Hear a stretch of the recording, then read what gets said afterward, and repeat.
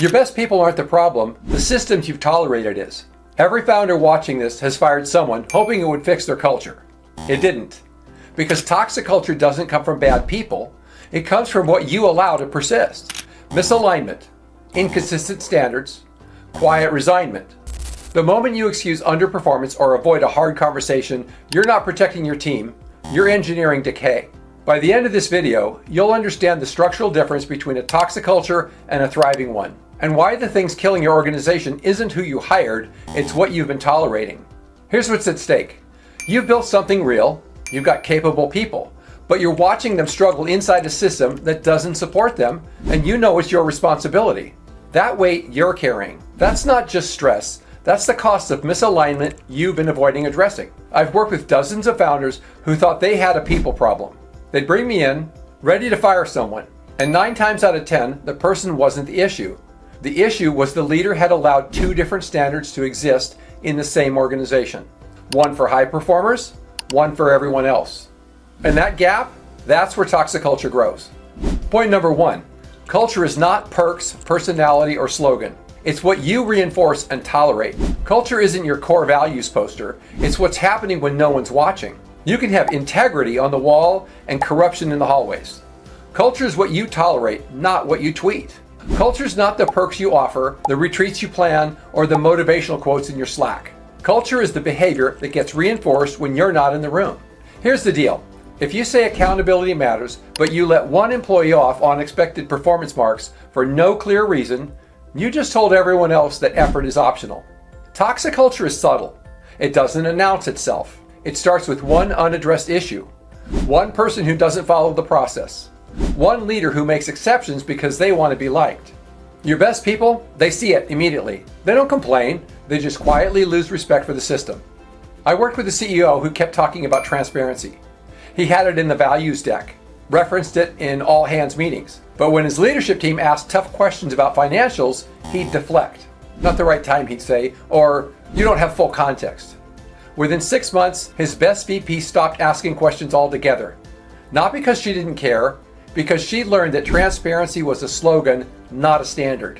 When we finally addressed it, the CEO admitted he was protecting himself from feeling exposed. But what he was actually doing was teaching his team that the values only applied when they were convenient. Here's what most leaders miss. Your team doesn't judge your culture by what you say in the kickoff meeting.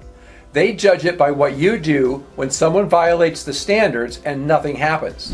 That silence, that's the real message. If your culture feels off, don't look at morale. Look at what you've been avoiding. The person who shows up late to every meeting and faces no consequences. The leader who talks over people and never gets called out. The high performer who becomes entitled because you've excused behavior you wouldn't tolerate from anyone else. That's not a people problem, that's a reinforcement problem. And it's yours to fix. Point number 2, healthy culture is engineered. It doesn't happen by accident. You don't typically stumble into a thriving culture. You build it. High-performing cultures aren't built on trust falls and pizza Fridays, although they do help morale and connection. They're built on clear standards and visible consequences. You wouldn't build a business without a strategy. You wouldn't scale revenue without a process. So why do leaders treat culture like it's supposed to emerge organically? Let me be clear. It can and will emerge organically, but you get what grows from beneath, weeds and all. But good culture is architecture. It starts with 3 things: clear, visible values, behavioral standards, and visible consequences. Values aren't aspirational, they're operational. If ownership is a value, then you need to define what ownership looks like in a meeting, in a decision, in a conflict. And then you need to show what happens when someone doesn't demonstrate it.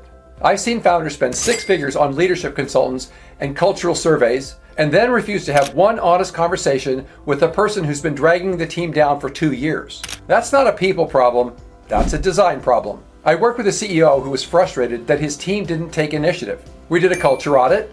Turns out every time someone made a decision without him, he'd second guess it in front of the team. He thought he was coaching. He was actually teaching them that initiative gets punished. We changed one thing. He started publicly backing decisions even when he disagreed and addressed corrections privately later. Initiative returned in 3 weeks. Not because the team suddenly got brave, because the system finally supported the behavior he claimed he wanted.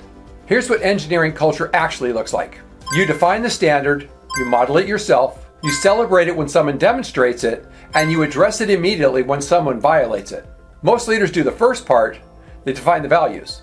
They put them in a handbook, and then they stop. But culture isn't built in the definition. It's built in the enforcement. Your team needs to see that the standard applies to everyone, including you, including the high performers, including the people you're afraid to lose. If you want a thriving culture, stop hoping it happens. Engineer it, define it, reinforce it, and hold the line. Point number 3. Culture sits above strategy because culture determines whether strategy survives reality. Strategy is what you plan to do.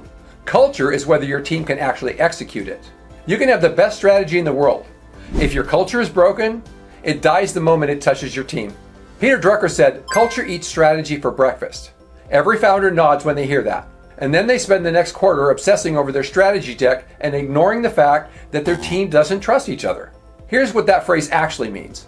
Culture determines execution capacity. If your culture is misaligned, your strategy won't survive contact with reality.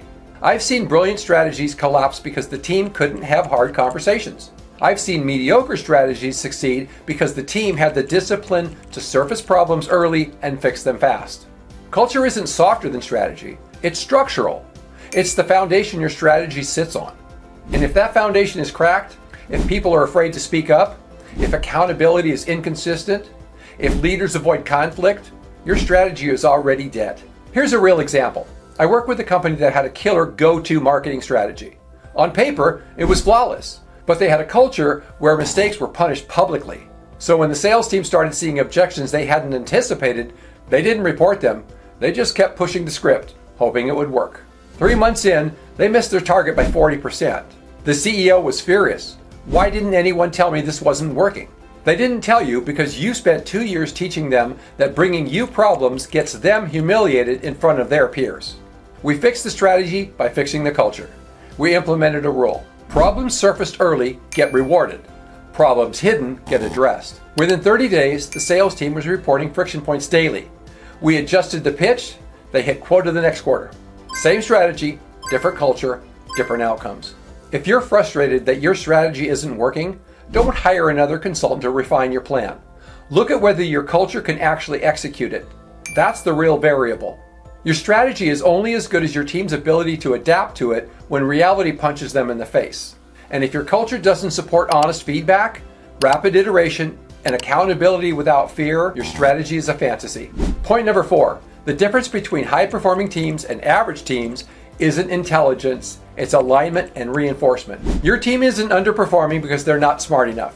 They're underperforming because they're not aligned. You don't need smarter people. You need people who know what winning looks like and see it reinforced every day. Most leaders hire for competence and then wonder why their team still underperforms. It's not an intelligence problem, it's an alignment problem. High-performing teams know what matters. They know what good looks like. They know what happens when something doesn't meet the standards, and they see it reinforced consistently. Average teams, they're guessing. They don't know if speed matters more than quality. They don't know if the rules apply to everyone or just some people. And because they don't know, they default to self-preservation instead of performance. Alignment isn't agreement. Alignment is clarity. It's knowing the standard, seeing it modeled by leadership, and watching it enforced when someone violates it. I work with a leadership team where the CEO kept saying, "We need accountability." But when someone missed a deadline, nothing happened. No conversation, no consequence, just silent frustration. The team learned that deadlines were suggestions. When we implemented a simple rule, missed deadlines requires a public explanation and a recovery plan within 24 hours. Performance changed immediately. Not because people got smarter, because the standard became real. Here's what most founders don't realize. Your best people aren't confused about what needs to happen. They're confused about whether it actually matters to you. They see the strategy, they understand the goals, but they see you letting things slide. They see you making exceptions. They see you rewarding the person who delivered results but treats people like garbage. And they draw one conclusion: the standard isn't real. That's when high performers start to coast. Not because they don't care, because the system stopped rewarding the behavior that got them there in the first place. If your team feels capable but inconsistent, stop looking at talent. Look at alignment. Are your standards clear? Are they visible? Are they reinforced? If not, you're asking people to perform in a system that doesn't support performance. You want your team to execute at the next level? Show them what the next level looks like. model it, celebrate it when they demonstrate it, and address it immediately when they don't. That's alignment. And that's what separates high-performing teams from everyone else. Point number 5. Leaders who avoid hard conversations trade short-term comfort for long-term decay. Every hard conversation you avoid is a piece of your culture you're willing to sacrifice. You think you're protecting the team by avoiding conflict? You're not. You're teaching them that standards don't matter. Here's the truth most founders don't want to hear. Toxic culture doesn't start with bad people. It starts with good leaders avoiding hard conversations. You know the conversation I'm talking about. The one with the person who's capable but inconsistent. The one with a leader who's great one-on-one but undermines you in meetings. The one with a high performer who's becoming entitled. You've been putting it off because you don't want to create conflict. You don't want to lose them. You don't want to be the bad guy. But here's what's actually happening. Every day you avoid the conversation, you're telling the rest of your team that the standards don't apply to everyone. And that's the moment toxic culture takes root. Your high performers see it, they don't say anything. They just start interviewing. I coached a founder who had a VP who was brilliant but exploded in meetings when challenged. The founder kept making excuses. That's just how he is. He's under a lot of pressure. I can't afford to lose him. Meanwhile, 3 other leaders quit within 6 months. When we finally had the conversation, the VP admitted he knew his behavior was a problem and he was actually willing to address it in order to keep his role. The team stabilized in weeks.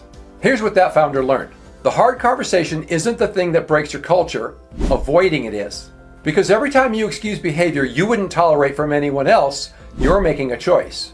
You're choosing short-term comfort over long-term sustainability. You're choosing one person's feelings over the entire team's respect for the system. And here's the thing that's killing me. Most of the time the person you're avoiding the conversation with already knows they're the problem. They're waiting for you to address it. And when you don't, they lose respect for you too. I promise you this. The conversation you're avoiding right now is costing you more than you think. It's costing you the trust of your best people. It's costing you the credibility of your standards. And it's costing you the performance you know your team is capable of.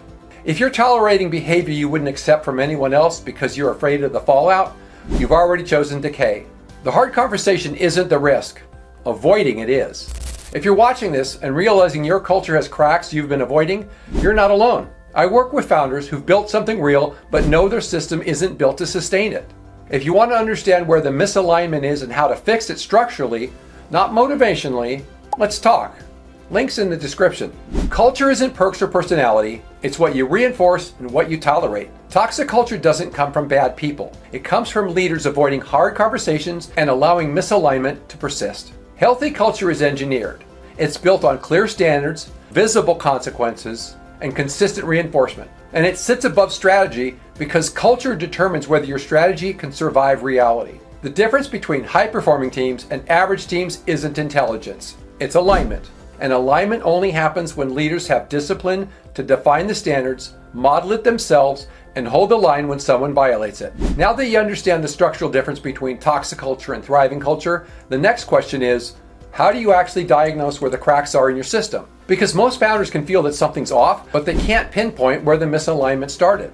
In an upcoming video, I'm going to show you the exact diagnostic I use with clients to surface the hidden misalignments killing their culture before they lose their best people. Oh, and if you don't want to wait for that, or if you want to get to the root of your toxic culture now, check out my free online culture, health, and toxicity assessment at mannypalachuk.com/culture-assessment. See you soon.